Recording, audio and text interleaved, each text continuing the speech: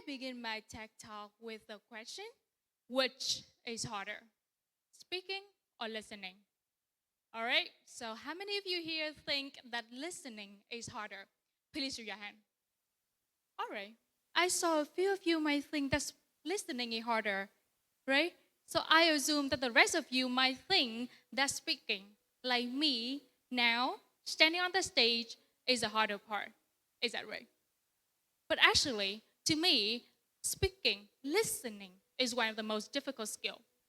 No, it's not just a difficult skill, it's a cognitive art.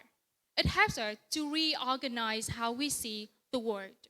It's difficult because human beings, we are naturally self-centered, which means we tend to focus on ourselves much more than others.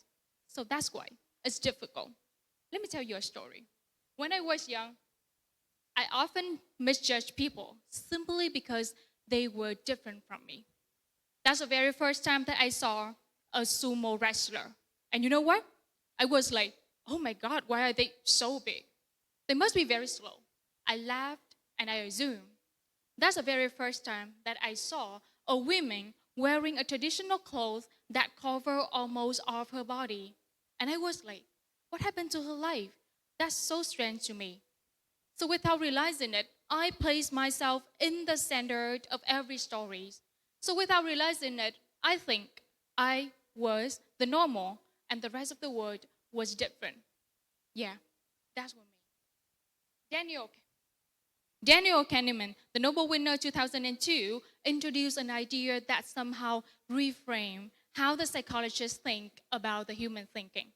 Listen, our brain doesn't listen to everything. It only listens to confirm our belief. Yeah, and one of the efficiency called a selective attention. Selective attention, which means we tend to focus on the thing that we find familiar with, comfortable with, and competent with. Yeah, let me explain that.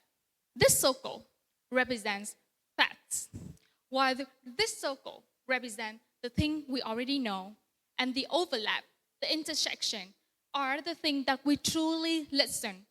And this also explains the reason why when I was younger, I often misjudge people simply because they're different from me. I encounter something new, something unfamiliar. I judge quickly.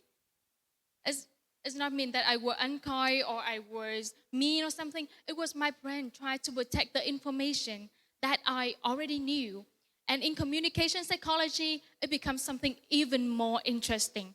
That is confirmation bias, which means our tendency to notice, to remember the information that we already knew. And Daniel Kahneman summarizing it beautifully. We first have the belief and then we accept the reason. Unfortunately, we don't listen to understand, but we listen to confirm the thing that we already believe. Yeah.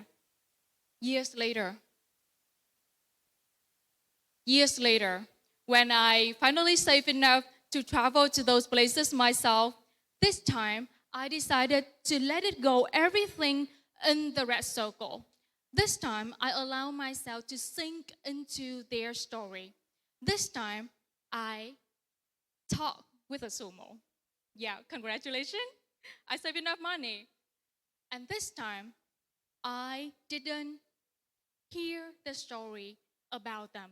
But this time, I listened the story from them. Yeah. And you know what? Something shifted inside me. The sumo, they were not just giant. They were young athletes. They were passionate. They were full of dreams.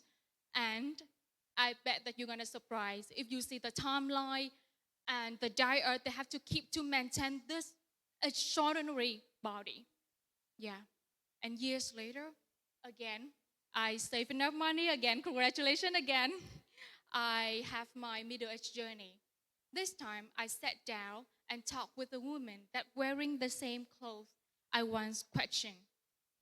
And you know that? I recognize some of them teaching in the university, guiding the next generation. Some of them are the scientific, pushing the scientific boundaries. And some of them, as successful entrepreneurs, they leading the whole company, they're creating jobs. They are strong, they are brilliant, and they are capable in the way that I never imagined before. Yeah. So it's better to travel with feet than with tongue, right? Let me explain, let me explain one more thing. Daniel Kahneman discovered that our brain has two systems, system one and system two. System one is something fast, something automatic. For example, which is more dangerous, sharks or cows? All right? Sharks or cows? It should be sharks, right? Yeah, that is system one.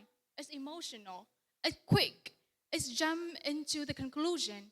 But here's the reality: cows kill more people every year than shark can do. That is system two. It's more deliberate, it's slower, it listens, and it asks, is that really true? Yes. But here is the tricky part. Most of the time, we live in system one, not system two. So that way, people, we used to misjudge people. Till we see the cover of the book. Yes. So today's word encourages us to think faster, to speak louder, yeah, to comment something on the internet quicker. But listen, I mean truly listen, not just hear, okay? Requires something cultural. That is stillness, that is slow down, that is curiosity. So here is a small tip. Whenever you feel a little bit grumpy, a little bit angry, try this simple act.